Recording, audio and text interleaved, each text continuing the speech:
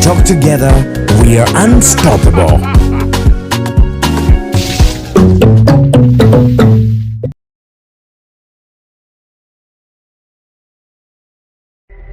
Ekitoko ku Dota TV amasukulumu mutukumanyisa ebifa mu ggwanga.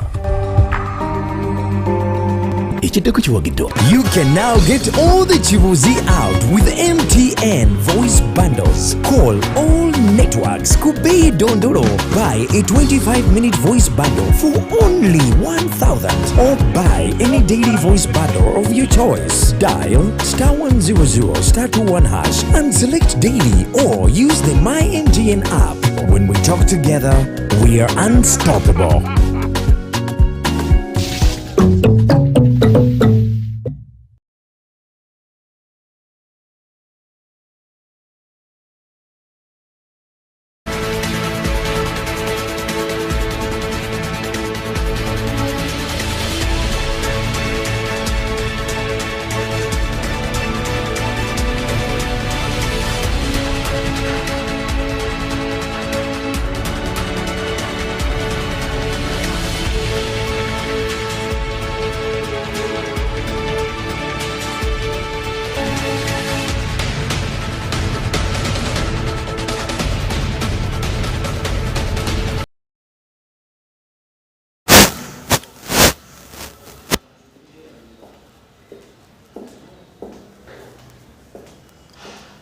Yesinyo ku kifo ky'okuguza omubaka w'Kawempe North ku kitebe kya Honorable Lyabasirikale agenze mu kakiiko k'ebyokulonda nga yemulugunya ku ngeri banna byakwerinda gye bamutulugunyamu ssaako n'okuwamba abawagizi so nga ate n'abasumba baanukudde poliisi ku bya bannabbi b'obulimba wabula ng'ate n'ababaka ba Parliament batabukidde gavumenti.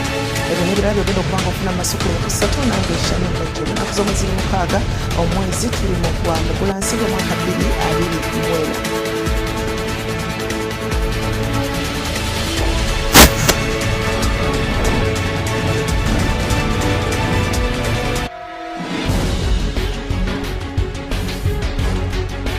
2024. Wesibye otya tukwaniriza ku masukulu mu kusatu.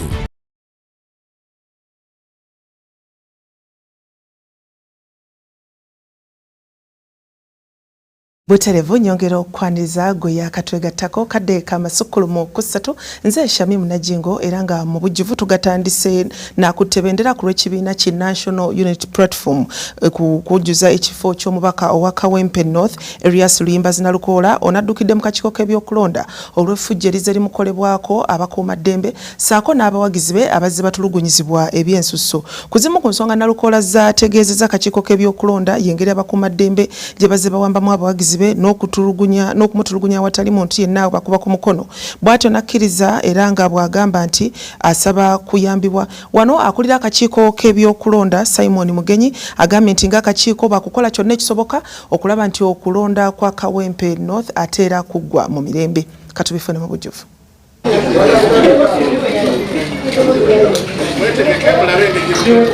Bwe yali yakamala okusunsulwamu akakiiko k'ebyokulonda okwesimbawo ku kifo ky'omubaka wa Parliament owa Kawempe North munnamateeka Elias Nalukoola akutte ebendera y'ekibiina ki National Unity Platform yatandikirawo okuloza ku bukambwe bw'abasirikale okuva mu kitongole ki JAT bwe baamukuba n'abamu ku bawagizi be ng'agezaako okutambuza ebigere okwolekera ku kifo bwe yali asuubira okwogererako n'abawagizi be.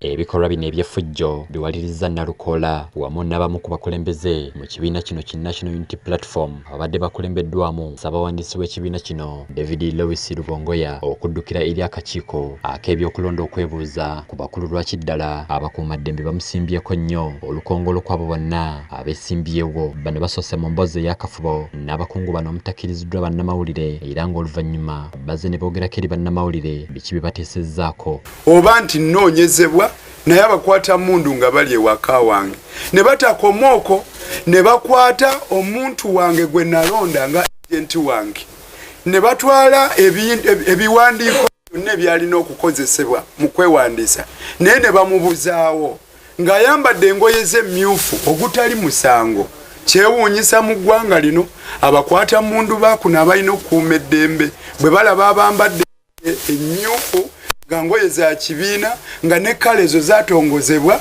ate ne bajja okulinnyirira eddembe lyaffe kyokka nga abambadde ebya kyenvu bo tebabalaba nga abalina omutawaana ffe abambala ebimyufu nga ffe abalina obuzibu gye bali. Mu bimu ku Nalukoola be yamulugunyizzaako eri akakiiko y'engeri abakuumaddembe gye bazze bakubamu abawagizi be awatali muntu yenna abakuba ku mukono ng'emboozi y'abakuumaddembe bano Nalukoola aginyumya nga lutabaalo. Mu birala bano bye bategeezezza akakiiko z'emmotoka ezitalina number plates ezitandise okulabwako mu kitundu ky'e Kawempe n'okubooza ab'akakiiko engeri gye bagenda okukola ku nsonga ey'obululu obuzze bulabwako nga bugoloddwa mu kulonda okuzze okubaawo mu bitundu eby'enjawulo. Ebyo ne tubuuza ab'ebyokwerinda baba bibakwatirako wa.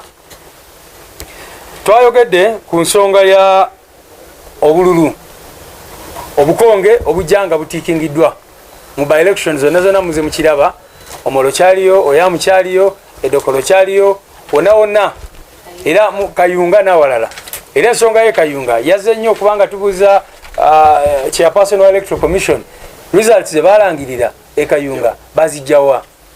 Era tubadde ensonga ebadde nkulu nnyo nga DRA forms zaffe zonna tukyazirina eziraga nti twawangula n'obululu obusuka mu mutwalo mu kitundu naye ne balangirira owa NRM. So ne tubagamba tetwagala kuddamu kulaba embeera eyo mu Kawempe kubanga nabo bennyini bakimanyi bulungi kyabaswaza nnyo kye bakola e Kayunga. Ssentebe ow'akakiiko k'ebyokulonda omulamuzi Simon Byabakama ategeezezza nti ng'akakiiko beetegefu nnyo okuteeka akalulu ak'amazima n'obwenkanya. Omulamuzi Byabakama era bw'ati avumiridde ebikolwa eby'ekkowe by'abakuumaddembe bye bazze nga bakola bannabyabufuzi kw'ossa ne bannamawulire bw'atyo n'abajjukiza ng'omulimu gwabwe bwe guli ogw'okukuuma emirembe kyokka. And even any other stakeholder, and ensure we shall have sufficient deployment in Kawempe North. By way of our deploying our technical people, the commissioners will be in Kawempe North, including the chairman. On the part of security, we have discussed with the security that there will be necessary adequate security in Kawempe North, particularly on polling day, to ensure that some of these ills or errors or commissions are not held or are not carried out by wrong elements. Lubega Sadati, Delta TV Amasukulu. Bwe tweyongerayo bo abaana abawerera ddala basatu kw'ossa n'abakulu abasoba mu bana be bafiiridde mu myala gy'e Kawempe naddala abatamiivu mu kaseera nga amazzi ganjadde mu myala. Bino nno bannakawempe babitegeezezza omu ku beegwanyiza ekifo ky'entebe y'omubaka ow'e Kawempe North mu Kiibi Sadaati ng'onaamanyiddwa nga Kalifa Aganaga bw'abadde agenzeeyo okulaba nga awenja akalulu ng'aviira ddala nju ku nju. Ebikolwa by'abantu eby'enjawulo bikoze kinene kutyobula obutonde kusingira ddala okumansamansa kasasiro mu bitundu by'ebibuga eby'enjawulo naddala omugotteko bangi bamansa kasasiro buli we basanze n'amaliriza mu myala ekireetera okulemesa entambula y'amazzi nga kino kiviiriddeko endwadde mu bitundu bino. Kibatuyisa bubi mu kitundu kyaffe kino.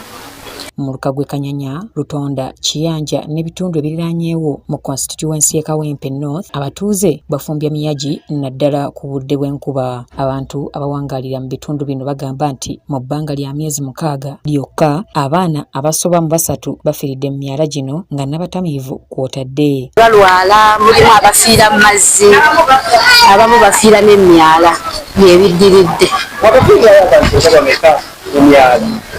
Twakafiirwa abaana nga 3. Nabe abatuuze bagamba avudde ku kitongole ki KCCA okubasaba ensimbi nnyingi ze batasobola nga kale balina kwetaasiza myala. Kasasiro tulinawo kansala waffe bamuyita mu nyumba Faru yatutwalira kasasiro buli mwezi atwala kasasiro. Tubadde tusaba tuyambe ku kasasiro atuyambe ku myala byebyo bye twetaaga ng'abatuuze b'e Kanyenga mu nnyumba emyala. Bino byonna abatuuze babitegeezezza eyeegwanyiza entebe y'omubaka w'e Kawempe North mu Kiibi Sadaati oba Kalifa Aganaga bw'abadde akuba kakuyege wanju ku nju mu bitundu bino ng'akutte olunaku olw'omukaaga. Affecting these people the most influential problem is the poor drainage system. This is caused by the poor disposal of garbage, the poor waste management. In the long run, the waste accumulate in the drainage channels. When they accumulate in the drainage channels, they block these channels, which leads to flooding. Aganaga ategezezza nti kyekiseera gavumenti eyongere ku nsimbi z'embalirira y'ekitongole ki KCCA. Kyokka n'ekitongole ki KCCA akisabye obuteesuulirayo gwe naggamba kukola ku nsonga za kasasiro. After flooding, a lot of pests breed in these channels, leading to diseases. This is a problem. This is a point that needs to be addressed. How we are going to address it? When I'm in Parliament, I'll be monitoring how KCC is doing their job. Like the people they give contracts to come and collect the garbage or waste from the people. Do they monitor them? Eggombolola ettaano ezikola kawempe zivaamu ttani za kasasiro 2 kasana ate ne zivaamu 25 ku budde bw'enkuba nga kawempe yokka evaamu ttani ezisukka mu 4 buli lunaku. Kasasiro kinajjukirwa yavaako nabe juzi gyayibwa ekiteezi bwe yayingulukuka natta abantu abasukka mu 30. Kalifa Aganaga agumiza abantu b'oluuyi luno nga bwaliko enteekateeka zaasuubirwa okwanjulira Palamenti ku nsonga eno. KCC, the budget for KCC or the budget for the infrastructure needs to be added on. How? By lobbying and telling the government and the Parliament that the allocation, the resources allocated for infrastructure should be increased so that we can cater for the construction of the drainage channels. Olwokano lw'okujjuza ekifo kino lulimu abantu abali eyo 10 DPNRM n'abantu abali ku bwannamunigina. Ebula wiiki emu yokka bannakawempe okusalawo ani anaakwata enkasi ku kifo kino nga 13 omwezi guno.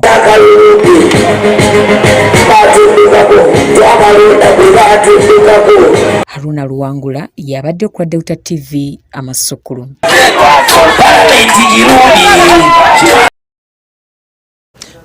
Ewa Aganaga nga tuvuddeyo ate babasumba bakubaganya empawa ku nteekateeka ya poliisi okwagala okunoonyereza ku bannabbi be bagamba nti babulimba nti bano babeera ba Katonda emisana ate olw'ekiro ne batandika okubanga beeraguza. Kakati nno waliwo abasumba abamu abasabye poliisi ebayambe yasanguze amannya gaabo be bagambira ddala nti bannabbi babulimba abeeraguza ekiro so nga ate emisana babeera ba Katonda.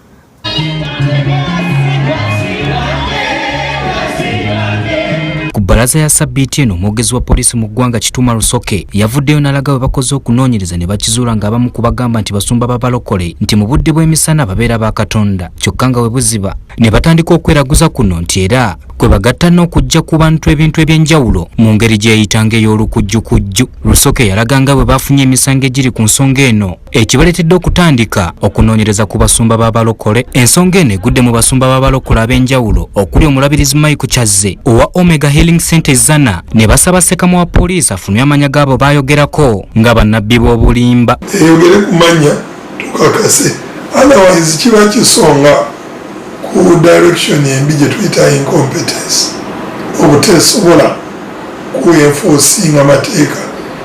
Poliisi ekola bingi nnyo bye tulaba ne twebuuza lwaki ebikoze ku luno kino ekikole ekituukiriza. Kubanga omusumba abatuufu balina amakanisa agamanyiddwa mu Uganda ng'ensi egamanyi nti abasumba batuufu.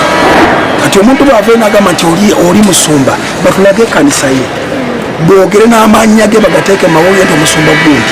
Poliisi bwe batyo bagiwadde amagezi okusooka okwebuuza ku bakulembeze mu bibiina ebigatta abasumba b'abalokole mu kino nga bagamba nti kisoboka okuba nga n'aboogerwako si basumba. Omukulu yandize n'atugamba abooluganda ono mmaze omunyweza tuzaayo 2 naye bwagamba nti tulina be tulabye tugenda kunoonyereza aba yegguddewo okuleeta ekifaananyi ekigamba nti twamulabye ne tumukubira alina kaatunoonyezaayo oba tumutiisizatiisiza abeeko kyakola. It doesn't make any sense ng'onoonyereza ate nga gwowoggana.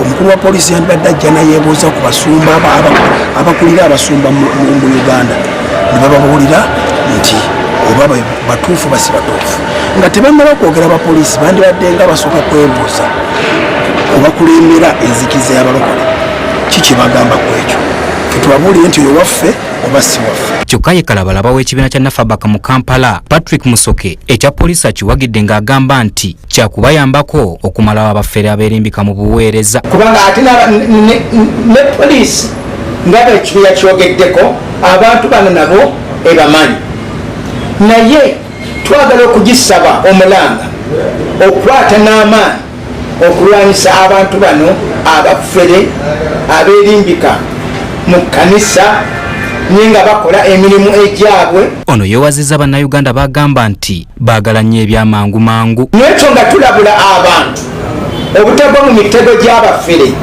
batwale obulamu bwabwe n'obwegendereza nga bakkiriza Katonda. Aksam Kinara, Delta TV, Amasukkulumu. bwe tweyongerayo ate ye omwogezi wa poliisi y'ebidduka mu ggwanga ASP Michael Kananura asabye abakulu b'amasomero bulijjo okuteeka obupande obulambika amateeka gakwatagana n'ebyentambula eby'oku nguudo mu masomero gaabwe olukisobozesa abaana okubusomangako olwo nga bagenda ate olwo bagenda okuva mu masomero nga bamanyidde ddala amateeka agafuga enguudo. Ono okwogera bino azibadde wali mu disitulikiti ey'Emityana wakati bw'abadde agezaako okusomesa abayizi b'amasomero ebikwatagana n'amateeka agafuga ebyentambula ku nguudo. Katubifune mu bujjuvu. Ategeezezza nti abantu bangi basusse okufiira mu bubenje bw'emmotoka ng'omwaka oguwedde abantu 5144 be baafa nga kwaba abaana 702 be baafa. Eno okubanga tukyalira eri amasomero naddala ag'abaana abato okubasomesa naddala okulaba engeri gye balina okukolesamu amakubo nti bw'olaba omwaka oguwedde omwaka gwa 2024 twafiirwa abaana bali wansi w'emyaka 18 kitegeeza abaana abagenda mu masomero. Kituufu nti ku bupande obuliwo wali amasomero agalina obupande obwa road safety naye ate abamu tebabifaako. Ayongeddeko n'ategeeza nti abavuzi ba boodabooda bangi batikka abaana akabindo nga babatwala ku masomero ate nga tebambadde na helementi ekintu ekibaviirako okuteeka obulamu bwabwe mu matigga. Nga pikipiki yeetisa abaana abanange batwala ku ssomero teri n'omu ku abo ayambala helementi oba n'ensonga endala abapikipiki abafugira bubi bano abaana era tuzze nga tukubira amasomero nga bwe badoduulira abaana bano abasinga babakoonedde ku maguudo ku nguudo olw'okuba nti abapikipiki amusanga ng'asala tayagala kuyimirirawo okuba nti si yamuzaala. So ekyo kye twagala nti abantu engeri gye tulabye nti obubenje buno buzze nga butwala obulamu bw'abantu ate buzze nga buyitulira.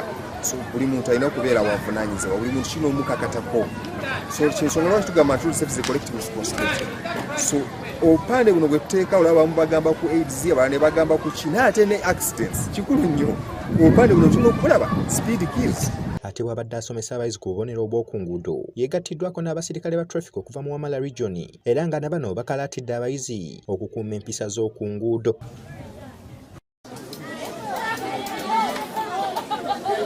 Babamu ku basomesa beetabe mu misomo gino bategeezezza nti bafuna okusoomozebwa eri abazadde baabwe abatafaayo nga basindika abaana ku masomero. Tuyamba okubiriza abazadde baffe balekera okutikka abaana abangi ku boodabooda kubanga sibabeerawo akabenje abaana bano bonna tuyinza okubafiirwa at least bateekeko abaana nga babiri. Weewaawo obutereevu katufundike ekitolo kyaffe ekisooka eky'Amasukkulumu n'akanyomero kaffe ak'omukisa gw'omukono gwo ne Reverend Elisa Mayanja ng'ate kavujira bannaffe aba Ntake Bakery abakutuusaako omugaati oguli ku mutindo gw'osaanidde okuba ng'oliisa ab'omu makaago ssaako n'eŋŋaano eri ku mutindo eya kaswa ne buto owa Ntake Thupu. Omukisa gw'omukono gwo. Omukisa gw'omukono gwo wano ku Delta TV gukutuusibwako aba Ntake Bakery abakozi b'eŋŋano Kaswa Home Baking Flour eŋŋano esinga okuba ey'omutindo. Ntake Bakery Company Limited. Reverend Elisa Mayanja tusuubira luninze omukisa mu kanyomero kano omukisa gw'omukono gwo ku Delta TV weebalye kuba naffe. Njagala okugamba ebigambo bibiri. Abaana ba Isirayiri kati ndi mu byawandiikibwa ebitukuvu. Abaana ba Isirayiri bali bagenda okusomoka batuuse ku nnyanja emyufu oba ku Red Sea. Kaakati ne bakaaba tebakyayinza genda mu maaso emabega omulaba abavaako abalondoola kyebava bakaaba naye Katonda n'abuuza Musa kiki ky'okutte mu mukono gwo? N'amugamba nina muggo. N'amugamba suula omuggo ku mazzi mujja kutambula. bwe yasuula omuggo ku mazzi ne batambula. Ngina ekibuuzo 224 kiki ky'olina ekyo Katonda kyaba omuteeka mu maaso ge alyoka akikozese olyoka ogende mu maaso? Kiki ky'olina tulaba? Kiki ky'olina mu mukono gwo? Kiki ky'olina mu maaso go? Kiki ekiyekwolekeddeawo ekiyinza okukubeera okweyongera mu maaso? Weebale kwekumira ku Delta TV. Omukisa gw'omukolo gwo wano ku Delta TV gukutuusibwako abantake bakery, abakozi b'engano Kaswa Home Baking Flour, engano esinga okuba ey'omutindo. Ntake Bakery Company Limited.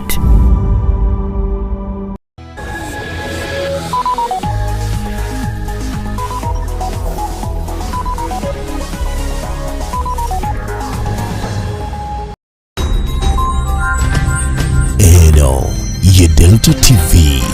Tukore. You used to tell me that I don't make you happy. All that time you would be complaining. I'll call you every day, yeah yo, baby dondolo. You can now get all the Chibuzi out with MTN voice bundles. Call all networks Kubei Dondoro. Buy a 25-minute voice bundle for only 1,000 or buy any daily voice bundle of your choice. Dial *100 *21# and select daily or use the My MTN app. When we talk together, we are unstoppable.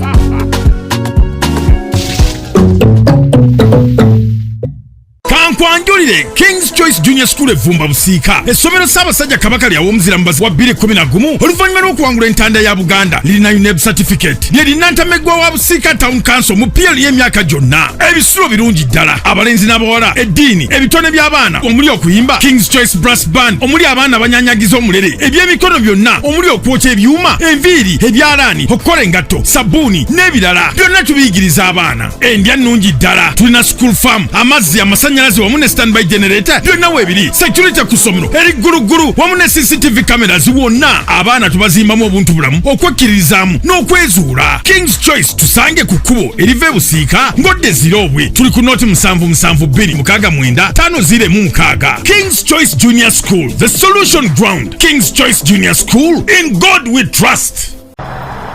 Mama, Ntake yakoze sabuni ne motoka yiri wali. Ntake sabuni? Jangu kutwaleyo. Ntwanjulira Ntake lemon bar soap mu half kilo, grams 600 ne kilogramu 1. Ntake Zuri blue soap ayoza bulungi, akuba ekyovu kingi. Kale tokunya nnyo, ayoza engoye n'ebintu ate atukuza. Era ebintu tebiwunya sabuni ng'omaze okumwozesa. Mwangu okukozesa ate alwawo okugwerera. Tayokya ngalo ate nga mukambwe ku mabala. Mufune mu maduuka gonna mu ggwanga, mu Ntake shops, supermarkets, ku mmotoka za Ntake ne ba agenti baffe bonna okwetoolola eggwanga. Ku essimu noti 200 92 404. Sabuni wa Ntake mulala mukko.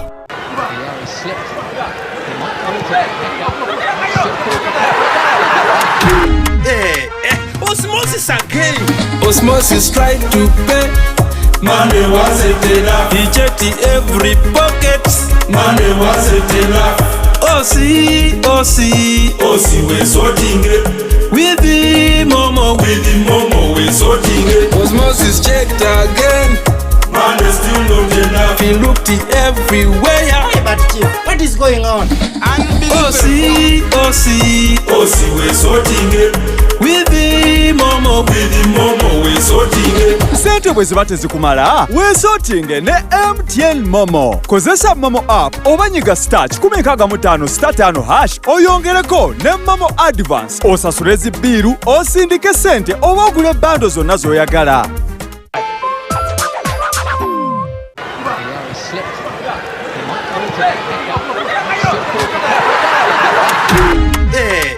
Osmosis again. Osmosis tried to pay. Money wasn't enough. He checked every pocket. Money wasn't enough. Osi we're sorting it. With the momo we're sorting it. Osmosis checked again. Man is still not enough. He looked everywhere. Hey, but what is going on? Osi we're sorting it. With the momo we're sorting it. Sente bwe ziba tezikumala weesootinge ne MTN Momo. Kozesa Momo app oba nyiga star 165*5 oyongereko ne Momo Advance osasule zibbiiru osindike ssente oba ogule bando zonna z'oyagala.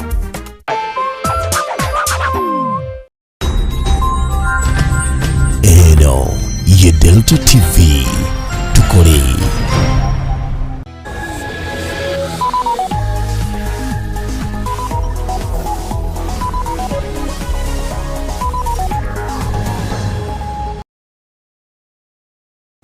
Amasokolomo kitundu kyaffe kyakubiri tukiguddewo ne Parliament genezemu okussa Minisita w'ensonga z'omunda mu ggwanga ng'ono yatwala ekitongole kya poliisi kuninga annyonnyole lwaki ebitongole ebikuumaddembe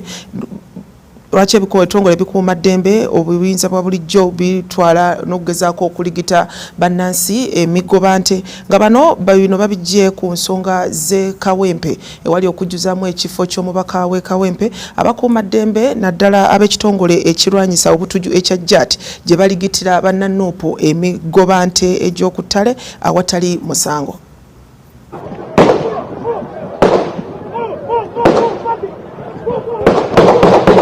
Sabiti ewedde akabinja k'abantu abaali bambadde ebyambalo bya poliisi erwanyisa obutujju balumba abawagizi b'ekibiina kya National Unity Platform bwe baali bava okuwandiisa munnakibiina kino Elias Nalukoola Luyimbazi ku kifo ky'omubaka wa Paalamenti w'ekitundu kino ekintu ekyali kityobola eddembe ly'abantu. Kati emisana ga leero Paalamenti webadde etudde etadde Minisita w'ensonga z'omunda David Bahati okunnyonnyola bano obuyinza gye babujja okuba abantu emiggo bwe batyo. I would have been glad to see a commitment of you investigating your officers coming out clearly. The way of investigating others has come out clearly. When we were here, the Minister for Trade, who was acting as government, leader of government business, denied knowing anybody who was beating people. The processes of bringing people to book, summoning them, is within the hands of government, not the opposition. If there's any offense committed by a National Unity Platform, at any cost, it's you to bring them to book. But what is at stake now is that they are hoodlums. There is the JAT, which is responsible, the core mandate, to crack on terrorism. And now you have an official exercise, a campaign exercise announced, and government chose to deploy the joint anti-terrorism force. Bano nga tebeyawuddeemu ludda lwa byabufuzi bagamye Minisita annyonnyole oba kino kye kifaananyi ekiraga biki ebigenda okuba mu kalulu k'omwaka ogujja. The community is bleeding. Why have we decided to militarize something which is for civilians? What is your fear? Why have we decided to make election to appear as it's war? Do you want to take this country into anarchy? We have had enough. But I'm very disappointed, especially as a journalist. The rate at which journalists are being brutalized in circumstances like this is very alarming. And I'd like to say to this Parliament that Miracle is not the only journalist that has been injured in situations like this. And most of the time, the government will try to compensate or to buy a camera to replace it or to pay the bills. But what are the bills? May we understand from the Minister, under what circumstances would people enforcing the laws of the land be hooded and therefore hide their identity while executing a public duty?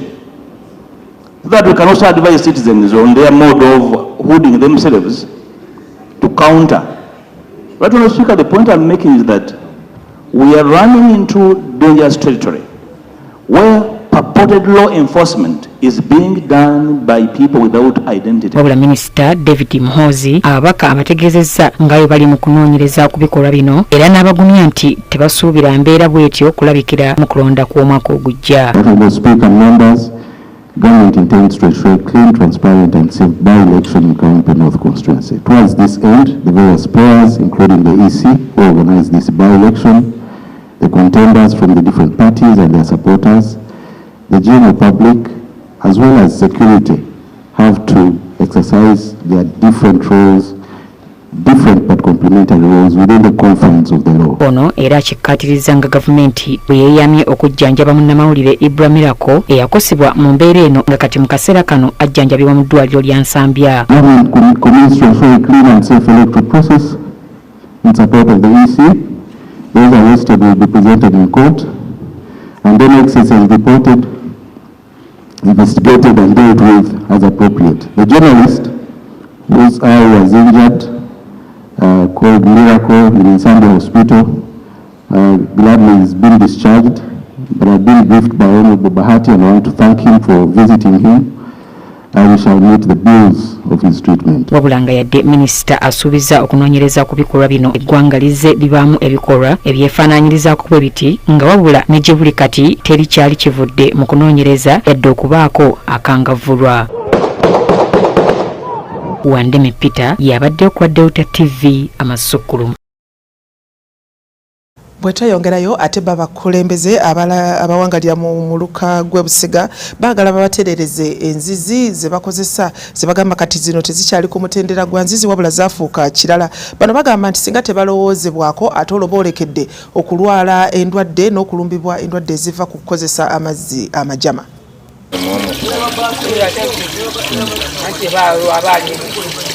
Ebbola ly'amazzi likyatawaanya abantu bangi mu bitundu by'eggwanga ebyenjawulo nga n'abamu amazzi ge bakozesa kati bagagabana n'ebisolo, ekintu ekisinza okubeera liikiriza olw'endwadde ze boolekedde okufuna. Wano abatuuze mu luka gw'Ebusega Kabaale zone A balajjanidde abakulembeze baabwe okubayamba abo abatereereza enzizi zaabwe kwe basena amazzi kuba baludde nga bazeekolerako nga bwe zibomoka nga kati nabo kibasuseeko ate ng'amazzi ga ttaapu ga bbeeyi ya waggulu. Enzizi zituukidde enzizi ng'ate nga ziddukira abantu bangi nnyo kubanga gano amazzi aga woota gagira ne gabula ekyalo kyonna. Abantu bonna ne bakuŋŋanya ku zino enzizi zinnansangwa naye twesanze ng'enzizi zaffe ziweddewo zoonoonese, tetulina saaviisi yonna. Bano bagamba nti amazzi agaali badde gafulumira mu midumu gye baateekako kati gafulumira wansi, olwo ne beesanga ng'ekidomola kimala eddakiika 10 ku 15 okujjula ate nga baali bakuŋŋaanya ssente zibayambe. Omulanga abatuuze bakuŋŋaanya ssente olya bulungi, it was about 1 point something okukola oluzo. Ssente tezaddamu kulabika, etumanyi gye zaakola ki era nze kamwa koogera ne munnange omu gwe bayita Ddaani ne twekolamu omulimu ne tugamba okutaakiriza amazzi gano okuyita wansi era abatuuze bakijulira bajjanga ku luzi nga tubajjamu 100, 2 ne tugula sementi ne tugula waterproof nga tumanyi binaakola. Abamu ku batuuze nga bakulembeddwamu Anet Namugabo bagamba nti ebyobulamu n'obuyonjo abakulembeze waabwe babalekerera nga n'okutegeka enkiiko bazitegekera walabikako bulungi ate abatuuze aba wansi ne basigalira. Mu kibumbiro zone A chairperson wange mukyala Sentongo abatusuulizidde mu bintu bino byonna byonna tebyali baddewo olw'obukulembeze bwa LC. Buli lw'obeera ne kyamaani nga tasobola kujja kuba lukuŋŋaana wano mu zooni yo naye ng'olukuŋŋaana olwoza ddukuba waggulu awali kolansi omupya kikyamu. Ekyo sikirumamu, kikyamu. Tulina gulawundi wano tugamba nti bwe tusaba awantu awo tusobola okutuuza gundi Busega eno omuluka guno kibumbiro Kabaale n'okudda eri ndoza tuweramu abantu emitwalo nga 10 nga twakuŋŋaanye wano naye gwe chairperson w'ekyalo kibi nnyo okukuba olukuŋŋaana waggulu ng'abantu b'okulembera abali mu mbeera embi bali eno wansi, jangu otambuleyo ku bigere bwoti mugambe bano benkulembera be bantu bange n'ekikyamu tukusaba maama naawe weetereeze n'olukiiko lwo. Ababusega basobola okutukwasizaako tuyambe abantu bano kuba bali bubi, enkuba bw'etonnya emyala gijjula kuba mujjudde kasasiro. Lwaki mujjudde kasasiro? Abaweebwa contract eyo okubeera nga bakuŋŋaanya kasasiro okuva mu bantu abo situmanyi oba beesuuliddeyo gwa naggamba oba tebakyayagala kumanya, tebakyatuusa buweereza ku bantu, y'ensonga lwaki bakaaba. Leetayo siringi 15,000 ez'akasasiro, ekintu ekyo kiyita kyangu naye ate nga mu kulya era afumba. Kiviiriddeko ki? Kiviiriddeko okuba nti emmotoka za Nabugabo bwe zijja zikolako sayidi eno ey'ekyengulu esobola okusasula ssente mu bungi. Kati eno bwe bajja nga basolooza ssente balaba zibatawaanya abantu babasasula mpola mpola nga bakomyawo tebasoloozaayo n'okukola tebakolayo. Obwolumu lwetwegayira kati nawandiise wa meeya mwami Mbeera ze Mawula n'akkiriza n'atuwaayo emmotoka nnaku z'omwezi. Obulabwe tutuukiridde ssentebe wa Busega Kibumbiro Zone A Edith Ssentongo ku nsonga z'okutereeza enzizi agambye nti bbugubugu si gwe muliro wabula ensonga zitambulira mu mitendera era nti yatuukako ne mu bakulu aba National Water and Sewage Corporation era n'abasaba okussaayo omulaka ku nsonga yaabwe kubanga abantu tebali bulungi. Bongera okukozesa amazzi ago paka gavumenti National Water twagisaba dda paka lweneekola ki lweneetusalira amagezi ffe twagenda eruzira ne twogera nabo ne batugamba tebasobola kutuwa ki borehole oba ki balina kutuwa amazzi ga National Water. N'olwekyo tusaba aba National Water museeyo omulamu ogwo twongere okuba nti amazzi gaffe mugagaziya abantu bafune amazzi naye nkubiriza abatuuze obusungu mubusse ku bbali buli omu bannanga anyiiga naye temunyiiga kugamba ate katuzibe enzizi bwe muziba ate era mmwe mwongere okufiirwa. Ku nsonga ya kasasiro asabye abatuuze okusooka okwekolamu omulimu nga bamusootinga bamuteeke mu bukutiya nti emmotoka za kasasiro we zinajjira batwale butwazi ku mmotoka wabula si kulinda ba kasasiro kumwejjira mu bikomera byabwe. Nicholas Bamwine yabadde ku Delta TV ya Masukulumu. Bwetweyongerayo ate gwo omukago gwa Bulaya gusabye abalimi mu Uganda okukkiriza kaweefube okugenda mu maaso mu gavumenti okubeera nga abalimi bonna abakaawa bawandiisibwa olwo basobole okulaba nga bafumiitiriza ku nkola ey'okulondoola emmwanyi mu ggwanga. Bino byogeddwa omubaka wa Bulaya era omubaka wa Bufalansa mu Uganda bw'abadde akyaliddeko ekitongole ekinoonyereza ku kaawa ekya National Coffee Research Institute mu kibuga ky'e Mukono okulaba nga enkulaakulana ya projekiti eno egenda maaso n'okubeera nga ewagirwa ekitongole ekya European Union. Kati bifune mu bujjuvu. A well-aligned government program for socio-economic transformation. Abamu ku balimi ba kaawa abaali tebakkiriziganya na gavumenti ya Uganda okuwandiisa abalimi ba kaawa bonna mu kaweefube w'okutondawo enkola y'okulondoola emmwanyi mu ggwanga, omukago gwa Bulaaya nga guyita mu kitongole ekinoonyereza ku by'obulimi ekya National Agriculture Research Organization kiwagidde Uganda mu kitongole kya kaawa ne kokowa wansi w'enteekateeka ya European Union ne East African Community Market Access Upgrade Program nga kyongera mu ngeri ey'olubeerera okukola kaawa ne kokowa nga bayita mu kumalawo okufiirwa olw'ebiwuka, endwadde, omuddo, endya embi n'embeera y'obudde eteesigika. Mu kaweefube w'okukendeeza ku biva mu nkyukakyuka y'obudde n'okumalamu amaanyi okusaanyaawo obutonde bw'ensi, omukago gwa Bulaaya gugamba nti tebagenda kugula kaawa alimibwa mu bitundu ebirala ebibadde bisaanyiziddwawo nga biyamba okulima kaawa.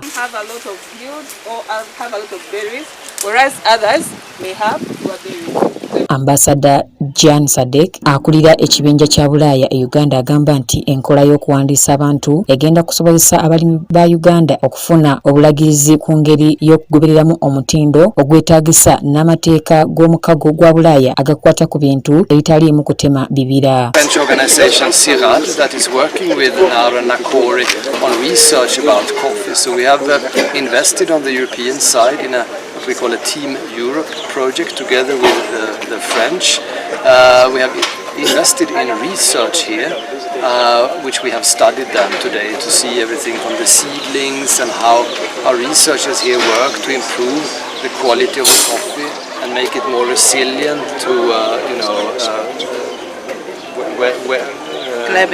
climate change and to sort of stressful events like drought and so on. Ambassador Jan Sadik era ategeezezza nti omukago gwa Bulaaya gutadde ssente esoba mu bukadde bwa euro 10 mu kunoonyereza kwa kaawa mu myaka egiyise era nga yeewaddeyo okuteeka ssente nnyingi. Sadik ayongerako nti Uganda emanyiddwa olw'ebinyeebwa bya kaawa eby'omutindo ogwa waggulu era obuwagizi bwa European Union obutagenda mu maaso bugenda kusobozesa eggwanga okwongera ku bungi bw'enkola n'okugaziya okutuuka ku katale.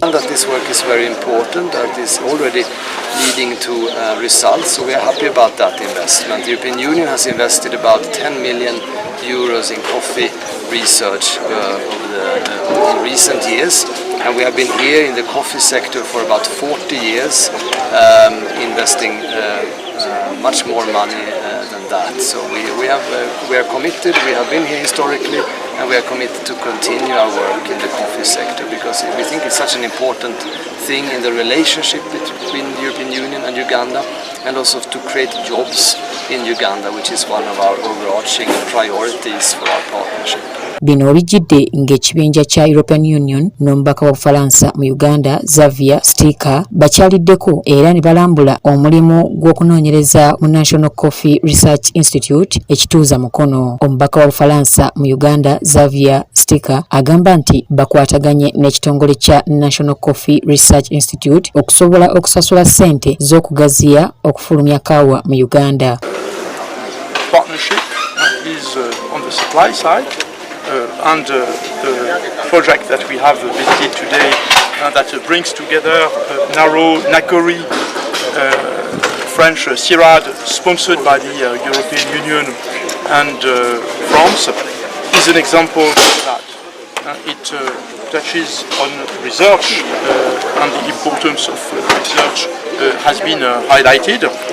13 PhD are supported by this project, and that will enhance the capacity of science in Uganda in the coffee sector. Okusinziira ku bakugu okuva mu Naro balaze obwetaavu bw'okuwagira okutandikawo ekifo ky'okutendekebwamu abakozi abagenda okutendeka abakola kaawa mu kunoonyereza okulongoosa ku makungula gaabwe aga kaawa n'okwongera ku bikolebwa.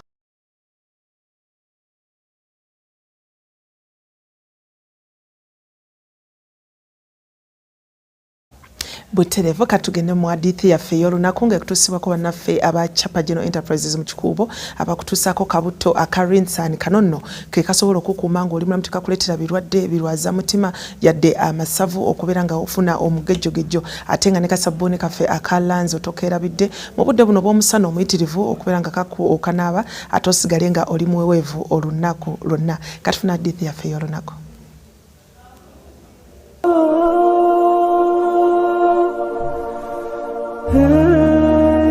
Hadithi ku Dota TV kutuusiwako Chapa General Enterprises mu kikuubo ku Rafiki Building edduuka namba 3 abakutuusako Prestige Margarine, Nala Instant Noodles, Lanzo Bathing Soap, omusawo w'ensusu z'ab'omu makaago, Jama Soap, sabbuuni ow'ekitole asinga ensangi zino, Toast Detergent, sabbuuni w'obuwunga ayoza n'atukulizaawo mu lwoza lumu lwokka ate n'aleka akawoowo akalungi mu ngoye zo olunaku lwonna. Rinsin Oil butto yekka gw'olina okukozesa okufumba ebyokulya byonna anti tali mu masavu galeeta mugejjo. Kasuku Tiri, Chapa Mandashi, Chapa Glycerin, Tipi ya Neptune n'ekibiriti kya Solio.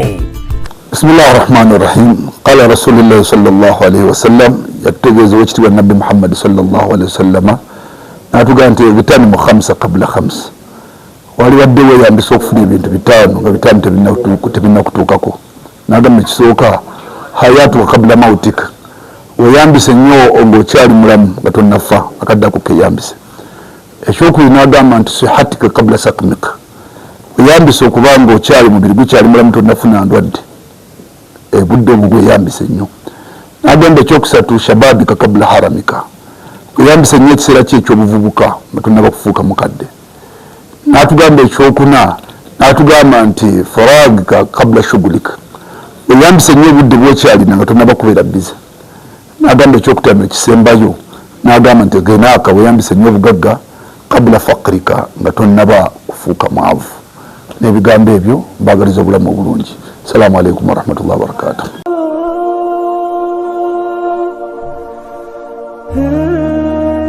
Hadithi ku Dota TV kutuusiwako Chapa General Enterprises mu kikuubo ku Rafiki Building edduuka namba 3 abakutuusako Prestige Margarine, Nala Instant Noodles, Lanzo Bathing Soap, omusawo w'ensusu z'ab'omu makaago, Jama Soap, sabbuuni ow'ekitole asinga ensangi zino, Toast Detergent, sabbuuni w'obuwunga ayoza n'atukulizaawo mu lwoza lumu lwokka ate n'aleka akawoowo akalungi mu ngoye zo olunaku lwonna. Rinsin Oil butto yekka gw'olina okukozesa okufumba ebyokulya byonna anti tali mu masavu galeeta mugejjo. Kasuku Tiri, Chapa Mandashi, Chapa Glycerin, Tipi ya Neptune n'ekibiriti kya Solio.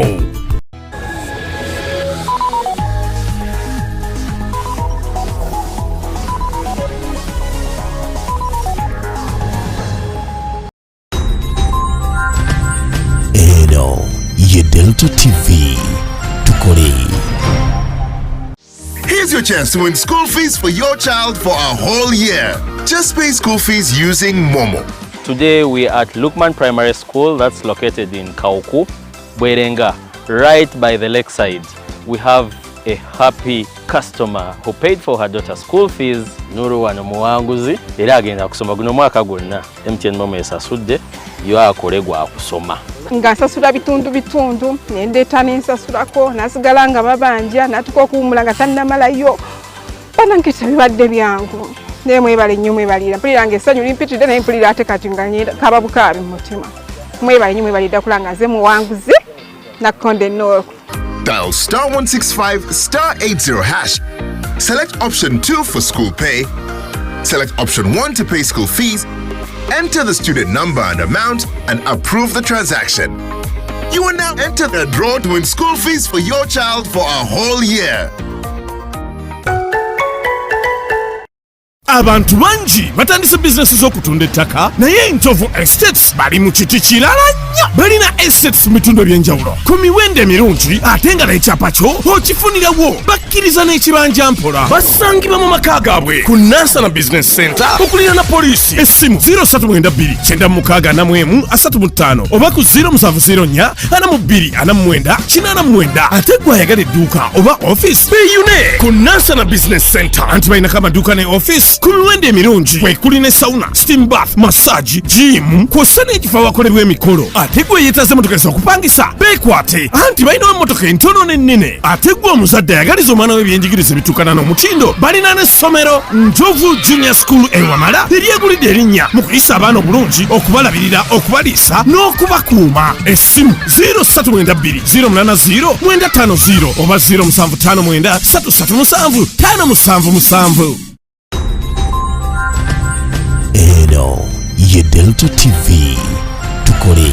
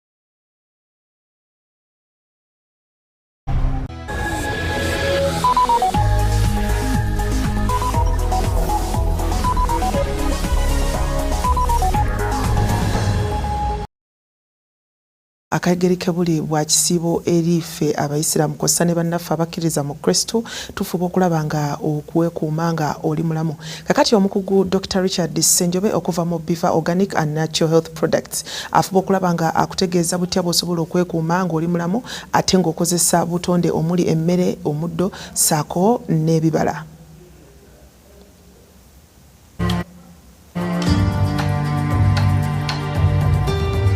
Manya byolya ne Biva Organic and Natural Health Products abasangibwa Mengo ku Biva House opposite Masengere. Bano bakugu mu kujjanjaba endwadde nga bakozesa obutonde omuli emmere, ebibala n'emiti. Banaffe abatugoberera nze Dr. Senjobe okuva mu Biva Organic and Natural Products twakuguka mu butonde kujjanjabisa mmere, middo, bibala. Olwanyagade tukoneko ku ulcers. Abantu bangi batewanyizibwa peptic ulcer disease PUD. Mu ulcers tulaba nga zinamu ebika nga ze tuyita gastritis oba gastric ulcers, mulimu duodenum ulcers, ate era tulina ne esophageal ulcers ezikwata mu mimiro. Omanyira ku ki nti oyina ulcers? Okufuna obulumi mu lubuto naddala ng'omaze okulya emmere oba nga tonnalya, okufuna ekikeeto heartburn n'oba nga buli omala okulya emmere ofuna ekikeeto eky'amaanyi, okufuna burning sensation okwokererwa mu lubuto, olubuto ne luba nga lukwokererwa, okubanga olina ebika by'emmere by'olidde olubuto ne lukwecyangako, naddala abali amatooke, abakozesa ennyo ebijanjaalo olubuto ne lutandika okwecyanga, okukuluma, sinakindi n'okuzimba. Buli olaba obumu ku bubonero obwo manya nti olina ulcers. Ku Biva Organic tusobola okukuyamba okukujjanjaba ulcers n'otererera ddala. Manya byolya ne Biva Organic and Natural Health Products abasangibwa Mengo ku Biva House opposite Masengere. Bano bakugu mu kujjanjaba endwadde nga bakozesa obutonde omuli emmere, ebibala n'emiti. Eddakiika ibula 10 okwera essaawa ennya Sukulu mu 3 bwetyo tugenda gafundikira nange Shamimu Najingo webale kutekumirako kakasa nti wekumira ku Delta TV buli kadde ffe tubeerawo okulaba nga tukukuma nga oli musanyufu ate nga bwetu kulyowa n'emyoyo. Kakati werabira ku saa 11 zennyini ez'okumakya tubeera ne programu yaffe eyaddaako. Ate ku ssaawa 5 ez'emisana essuubi ly'omukristaayo ate gw'omusiraamu daakuweri okubeera nga kutembeeta okwongera okumanya ku bukkiriza bwo ng'omusiraamu. Kano olunaku olw'enkya munange omusiraamu nkwagaliza juma ennungi ate era n'olunaku olulungi. Tuddemu tusinkane insha Allah musule bulungi.